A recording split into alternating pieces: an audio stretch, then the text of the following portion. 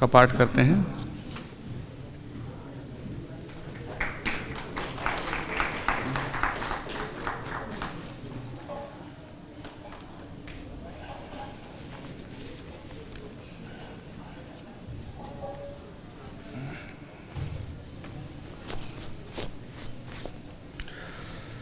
Repeat करिए, मेरे पीछे दोहराइएगा।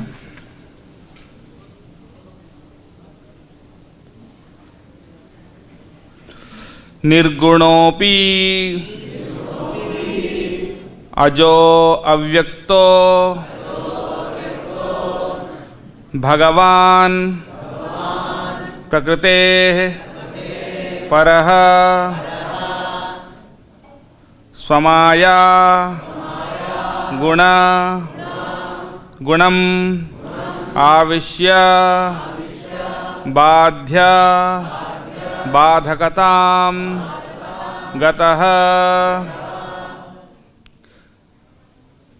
निर्गुणोऽप्यजो व्यक्तो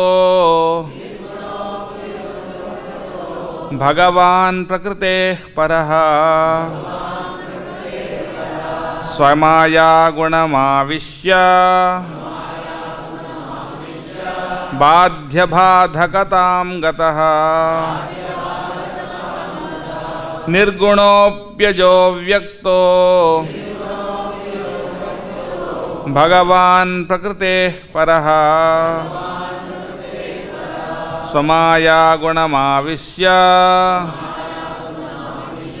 बाध्य बाधकतां गतः। निर्गुणोऽप्यजो व्यक्तो भगवान् प्रकृतेः परः स्वमाया गुणमाविश्य बाध्य बाधकतां गतः।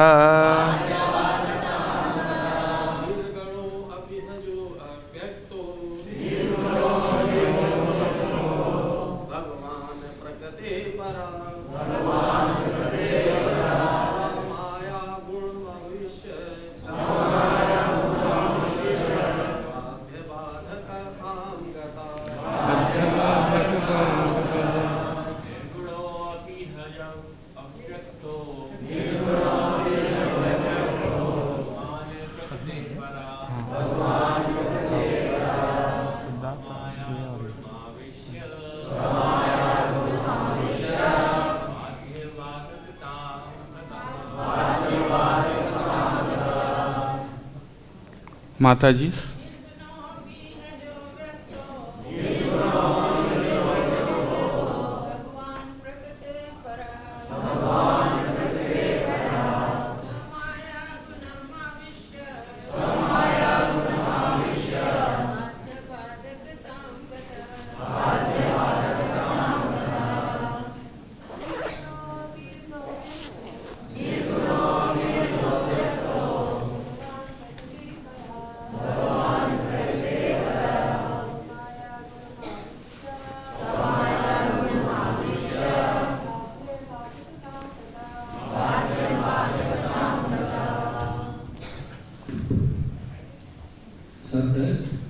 निर्गुणः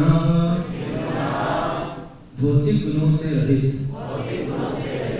अपि यद्यपि ही निश्चय ही अजः अजन्मा अव्यक्तः अप्रकट भगवान परमेश्वर प्रकृते भौतिक प्रकृति से परः दिव्य स्वमाया अपनी शक्ति के गुणम भौतिक गुण में आविश्य प्रवेश करके बाध्य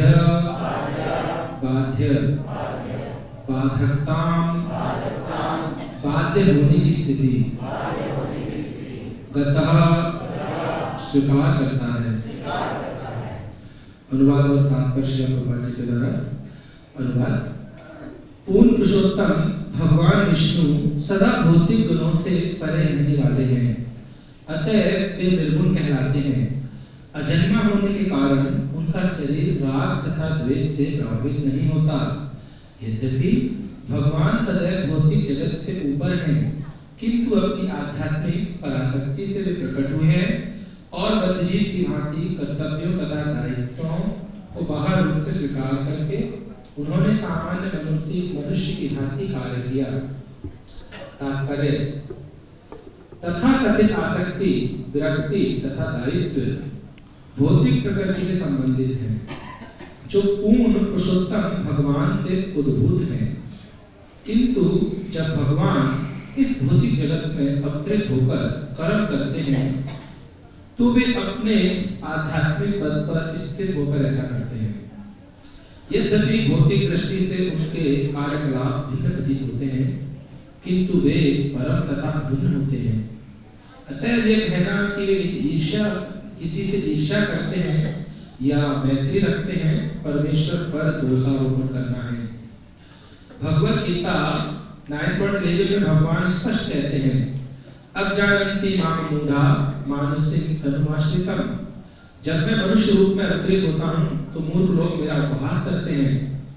इस धरा पर या इस ब्रह्मांड के भीतर कृष्ण अपने आध्यात्मिक शरीर या आध्यात्मिक गुणों में किसी परिवर्तन के बिना प्रकट होते हैं। निसंदेह देव कभी भी भौतिक गुणों से प्रभावित नहीं होते, वे ऐसे गुणों से सदा मुक्त रहते हैं। किंतु प्रतीत ऐसा होता है कि वे भौतिक गुणों से प्रभावित हैं। यह समझ आरोपित है। अतः कृष्ण कहते हैं, जन्म कर्म च वे जो भी करते हैं सदैव दिव्य होने के कारण उसे भौतिक गुणों से कुछ भी लेना देना नहीं रहता। एवं यो व्यक्ति तत्वथा, वे जिस तरह के कर्म करते हैं उसे केवल भक्तगण ही समझ सकते हैं। तथ्य तो यह है कि कृष्ण किसी का पक्षपात नहीं करते, वे सबों के लिए समभाव रखते हैं। लेकिन भौतिक गुणों से प्रभावित अपूर्ण दृष्टि के कारण लोग कृष्ण पर भौतिक गुणों का आरोप करते हैं, और जब कोई ऐसा करता है तो वह मूढ़ या मूर्ख बन जाता है।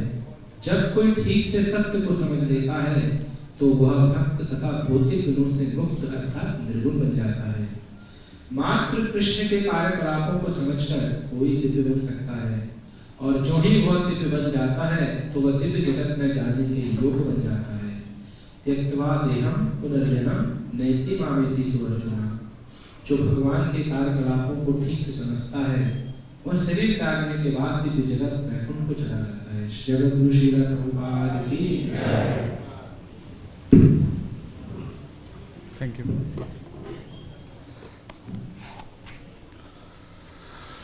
हरे कृष्ण।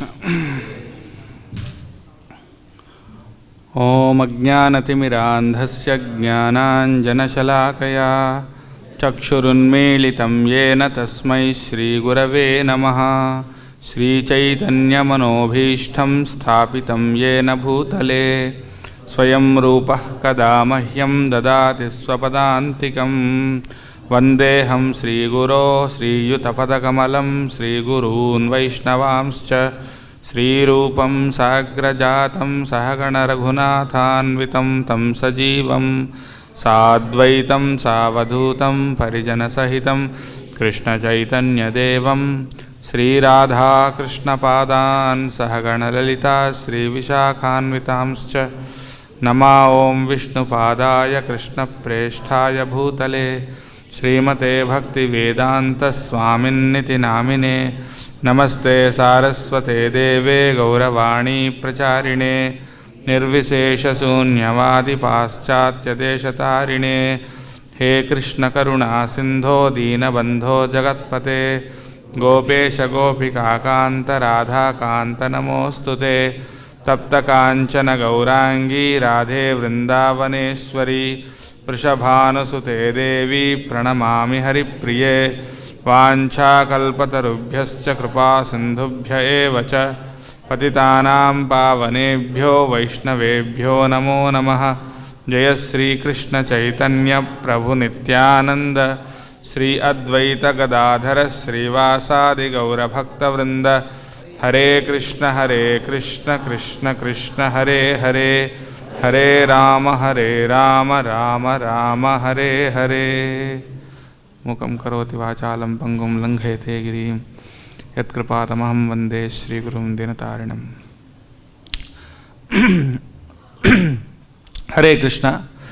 तो हमारा परम सौभाग्य है कि श्रीधाम वृंदावन में श्रील प्रभुपाद जी के समाधि श्री श्री कृष्ण बलराम जी के प्रांगण में कार्तिक मास में भीष्म पंचक में आप सब वैष्णवों को उनका संग मिलते हुए आपको सेवा करने का एक सौभाग्य प्राप्त हुआ है। उसके लिए मंदिर प्रशासन को और सभी वैष्णवों को हार्दिक धन्यवाद देना चाहते हैं। तो और आप सबका आशीर्वाद भी मांगते हैं कि कुछ अच्छे दो शब्द बोल पाएँ इस अद्भुत भागवतम के श्लोक के ऊपर। तो यहाँ पर इसका ऐसा बैकग्राउंड है कि परीक्षित महाराज सुखदेव गोस्वामी से एक बहुत सुंदर प्रश्न करते हैं इस अध्याय के शुरुआत में। 7वें स्कंद का शुरुआत है, पहला अध्याय है। इसमें परीक्षित महाराज का मन में प्रश्न आता है कि भगवान में पक्षपात क्यों है, भगवान पक्षपात क्यों करते हैं, हमेशा इंद्र को साथ देते हैं और इंद्र के जो शत्रु होते हैं, जो असुर होते हैं, उनको मार देते हैं। हाँ, तो एक के साथ मित्रता और एक के साथ दुश्मनी, भगवान ऐसा क्यों लगता है कि भगवान के अंदर पक्षपात है? तो क्योंकि भगवान तो निर्गुण है, तीनों गुणों से परे हैं, तो उनके अंदर पक्षपात नहीं होना चाहिए।